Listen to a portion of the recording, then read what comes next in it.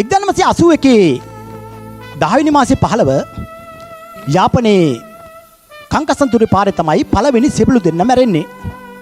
Stanley house කියන එකට ගිහිල්ලා යනවා එල් අයරින් ටිකක් ගන්නයි තව බඩු වගේ එකට කෝටේෂන් ගන්නයි යනවා 4 දෙනෙක්. මේ 4 දෙනා ගිහිල්ලා දෙන්නෙක් බහිනවා ඒ හાર્ඩ්වෙයාර් එක ගාව වාහනේ ටිකක් ඈතින් නවතිනවා.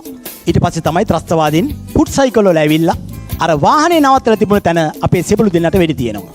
රියදුරා හැටියට එන්නේ ඉංජිනේරු සේවා බලකායේ හේවවසම් ස්කොට් එකට ඉන්නේ පයිනේකෝ එකේ ලාන්ස්කෝප් තිසේරා. මේ සිද්ධියේ වෙලා දැන් අවුරුදු 44ක්. සිද්ධියෙන් ඒ දෙන්න මරුණාට පස්සේ දෙන්නෙක් ඉතුරු වුණා. ඒ දෙන්නගෙන් එක්කෙනෙක් පස්සේ කාලේ විශ්‍රාම ගිහලා W1 කෙනෙක් හැටියට මේ යනවා. සිද්ධියට මුණ දෙනකොට ඒ අනිත් දෙන්න එක්කෙනෙක් සාජන කෙනෙක් එක්කෙනෙක් ස්ටාෆ් කෙනෙක්. එතකොට වෙඩි වැදිලා දෙන්නෙක් මැරෙනවා. පස්සේ කාලේ විශ්‍රාම ගිහලා එක්කෙනෙක් මැරෙනවා. අවුරුදු 44ක් ගෙවෙනවා.